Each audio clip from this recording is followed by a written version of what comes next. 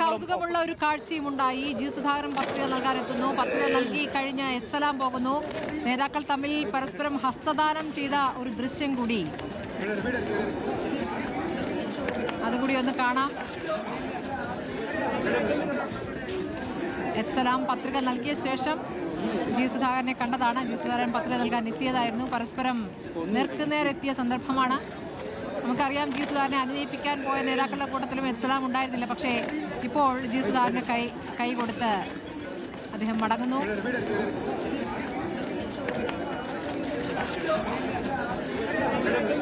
എന്തായാലും രാഷ്ട്രീയത്തിലെ നല്ല കാഴ്ചയായി. അത് ജി സുധാകരനെ പ്രവർത്തകർ പൂമാലയിട്ടൊക്കെയാണ് സ്വീകരിച്ചിരിക്കുന്നത്. അല്പം മുമ്പുള്ള ദൃശ്യങ്ങളായിരുന്നു അത്.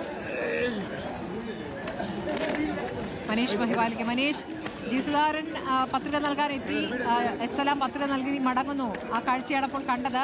എന്തായിരുന്നു ആ സമയം, ആ രംഗം എങ്ങനെയാണ് മനീഷ് കണ്ടത്? ശ്രുതി, ആലപ്പുഴ കളക്ടറേറ്റിൽ വെച്ചാണ് ജി സുധാകരനും ഇപ്പോഴത്തെ അമ്പലപ്പുഴയിലെ ഇടത് സ്ഥാനാർത്ഥി എച്ച് സലാമും തമ്മിൽ നേർക്കുനേർ കണ്ടുമുട്ടിയത്. അവിടെ കസേരയിൽ ഇരിക്കുകയായിരുന്നു. റിട്ടേണിംഗ് ഓഫീസറുടെ പക്കലിലേക്ക് പോകാനുള്ള ഊഴം കാത്ത് അവിടെ കസേരയിൽ ഇരിക്കുകയായിരുന്നു ജി സുധാകരനെ. അങ്ങോട്ടേക്ക് എത്തിയാണ് എച്ച് സലാം ഹസ്തദാനം നൽകിയത്. ഇരുവരും തമ്മിൽ ഹസ്തദാനം നടത്തി. മുഖത്ത് നോക്കി രണ്ടുപേരും ചിരിച്ച ശേഷമാണ് സലാം പിന്നീട് ആലപ്പുഴ കളക്ടറേറ്റിന്റെ പടി ഇറങ്ങിയത്. നമുക്കറിയാം, ജി സുധാകരനാണ് എച്ച് സലാമിനെ രാഷ്ട്രീയത്തിന്റെ പിച്ചവെച്ച് നടന്ന ജി സുധാകരനാണ് നിലവിൽ എച്ച് സലാമിനെ ആ പടി കയറ്റുന്നത്. അങ്ങനെ നിലവിൽ ഇപ്പോഴത്തെ രാഷ്ട്രീയ വൈര്യം രണ്ടുപേർക്കിടയിലുമുണ്ട്. വഞ്ചന ജി സുധാകരൻ കാണിച്ചു. ഇതിന് മറുപടി തെരഞ്ഞെടുപ്പിന് ശേഷം നൽകുമെന്ന് എച്ച് സലാം പറഞ്ഞിട്ടുണ്ട്. തന്റെ ഈ ഒരു പോരാട്ടം ഇത് ചരിത്ര പോരാട്ടമെന്ന് ജി സുധാകരൻ പറയുന്നു. തനിക്ക് തെരഞ്ഞെടുപ്പ് കമ്മിറ്റിയോ ബൂത്ത് കമ്മിറ്റിയോ ഇല്ല. ഒപ്പം തന്നെ തനിക്കെതിരെ വലിയ രാഷ്ട്രീയ ഗൂഢാലോചന നടന്നു.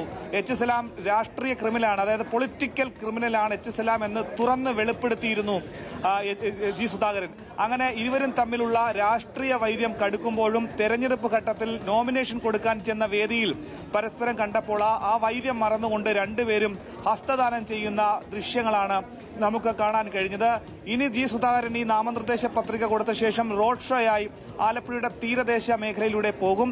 അതിനു മുൻപ് ഇവിടെ എച്ച് സലാം എത്തിയത് രക്തസാക്ഷി മണ്ഡപത്തിലെ പുഷ്പാർച്ചനയ്ക്കും സമരഭൂമിയിലെ പുഷ്പാർച്ചനയ്ക്കും ശേഷമാണ്. പക്ഷേ ജി സുധാകരൻ പതിവ് തെറ്റിച്ചു. കാരണം എല്ലാ തവണയും അദ്ദേഹം 7 തവണയും മത്സരത്തിൽ പങ്കെടുക്കാൻ എത്തിയപ്പോഴും ആലപ്പുഴയിലെ ഏതെങ്കിലും രക്തസാക്ഷി മണ്ഡപത്തിലൊക്കെ തന്നെ പുഷ്പാർച്ചന അർപ്പിച്ച ശേഷമായിരിക്കും എത്തുക. പക്ഷേ ഇത്തവണ വലിയ ചുടുകാട്ടിലോ സമരഭൂമിയിലോ ഒന്നും പോകാൻ അദ്ദേഹത്തിന് കഴിഞ്ഞില്ല. അദ്ദേഹം അങ്ങനെ പോകാതെയാണ് നിലവിൽ ആലപ്പുഴ മുനിസിപ്പാലിറ്റിയിലേക്ക് എത്തിയത്. അവിടെ നിന്നാണ് അദ്ദേഹം കോൺഗ്രസ് UDF പ്രവർത്തകർക്കൊപ്പം പ്രകടനമായി ഇങ്ങോട്ടേക്ക് എത്തിയത്. ഇപ്പോഴിതാ സൂക്ഷ്മ പരിശോധന, അദ്ദേഹത്തിന്റെ നാമനിർദ്ദേശ പത്രികയുടെ സ്ക്രൂട്ടിനി നടന്നുകൊണ്ടിരിക്കുകയാണ്. ഇതിനുശേഷമായിരിക്കും ജി സുധാകരൻ തീരദേശ മേഖലയിലൂടെ കടന്നു പോകുക. തന്റെ ഈ വിജയത്തിന് ശേഷം എല്ലാ ആളുകളെയും, അതായത് CPM എന്നോ കോൺഗ്രസ് എന്നോ BJP എന്നോ ഇല്ലാതെ എല്ലാവരെയും ഒരുപോലെ കാണുമെന്നാണ് ജി സുധാകരൻ പറയുന്നത്. പക്ഷേ നിലവിൽ ഇതിന് ജി സുധാകരൻ നൽകിയ വഞ്ചന അത് ചതിയാണ്, പാർട്ടിയെ കുത്തി ചതിക്കുകയായിരുന്നു എന്നാണ് സംസ്ഥാന സെക്രട്ടറി സജി ചെറിയാൻ അടക്കം പറഞ്ഞത്. ഇപ്പോഴിതാ കോൺഗ്രസുമായി ഉണ്ടായിരുന്ന ആശയപരമായ അതായത് മുഖ്യമന്ത്രി പിണറായി വിജയൻ മൂന്നാമതും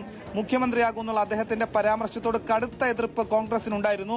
അത് പിന്നീട് അദ്ദേഹം തിരുത്തി പറയാൻ തയ്യാറായി. കഴിഞ്ഞ ദിവസം അമ്പലപ്പുഴയിലെ പ്രാദേശിക ഘടകം അദ്ദേഹത്തിനെ വീട്ടിലെത്തി നേരിൽ കണ്ടു.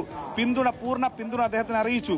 പക്ഷേ കോൺഗ്രസിനിടയിലും വലിയ പ്രശ്നങ്ങളായത് KPCC general secretary MJ job അടക്കമുള്ള ആളുകളുടെ രാജിയായിരുന്നു. രാജിവെച്ച് MJ ജോബ് പിന്നീട് BJP സ്ഥാനാർത്ഥി ആലപ്പുഴയിൽ മത്സരിക്കുമെന്ന പ്രത്യേകത കൂടിയുണ്ട്.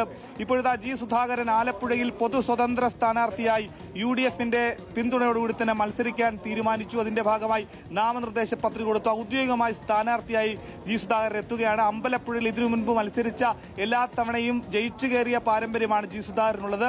അങ്ങനെയുള്ള ജി സുധാകരനെ ഇത്തവണ പാർട്ടി പ്രവർത്തകരും അനുഭാവികളും കൈവിടുമോ, അല്ലെങ്കിൽ അദ്ദേഹത്തിന് വോട്ട് ചെയ്യുമോ എന്നതാണ് ഏറ്റവും ശ്രദ്ധേയമായ ചോദ്യം. അമ്പലപ്പുഴയുടെ എല്ലാ സംഘടനാ മെഷീനറിയെ പറ്റിയും കൃത്യമായ ബോധ്യമുള്ള സുധാകരനാണ്. സംഘടനയുടെ എല്ലാ ജയപരാജയങ്ങൾ, ശക്തി ദൗർബല്യങ്ങളെ കുറിച്ച് കൃത്യമായ ബോധ്യമുള്ള സുധാകരന്. പക്ഷേ തെരഞ്ഞെടുപ്പ് കമ്മിറ്റികളില്ല എന്നതാണ് ഏറ്റവും പ്രധാനപ്പെട്ട കാര്യം. പക്ഷേ മറുവശത്ത് 190 ബൂത്ത് കമ്മിറ്റികളടക്കം സജ്ജമാക്കി CPMന്റെ എല്ലാ സംഘടനാ ശക്തിയും ഉപയോഗിച്ചുകൊണ്ട് ജി സുധാകരൻ എന്ന വലിയ ഭരണാധികാരിയെ, മുതിർന്ന കമ്മ്യൂണിസ്റ്റ് നേതാവിനെ എങ്ങനെയും പരാജയപ്പെടുത്തുക എന്ന ലക്ഷ്യമാണ് CPMനെ സംബന്ധിച്ചുള്ളത്. അങ്ങനെ വലിയ വൈര്യം നിലനിൽക്കുന്നു. ജി സുധാകരനും CPMവുമായി വലിയ വൈര്യം നിലനിൽക്കുന്നു. അദ്ദേഹം അമ്പലപ്പുഴയ്ക്ക് പുറത്ത് ചേർത്തലയിൽ CPM നേതാവ് പി പ്രസാദിനെതിരെ പ്രചരണം നടത്താനായി പോകുമെന്ന് പറഞ്ഞിട്ടുണ്ട്. അതിന്റെ കാരണം തന്റെ ശത്രുവല്ലാത്ത മന്ത്രി പി പ്രസാദ് എന്തിന് തനിക്കെതിരെ പരാമർശം നടത്തി? അതുകൊണ്ട് തന്നെ